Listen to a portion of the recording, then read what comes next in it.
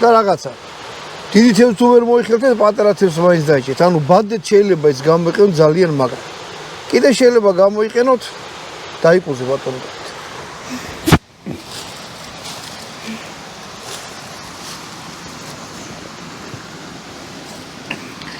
დამიჯერეთ რა ბუჩქებში თუ ესე ზიხართ. ხედველობა ხო ნორმალურია? აქედა ხო ხედავ შენ? კი. ანუ ბუჩქებში თუ ამას მოიფარებთ, აი თუ იტყვით რომ ბავშვია, ხა მე ხო დიდი ვარ, სომით რა. რაღაცას აი ესე ჩამოიფარებ რა.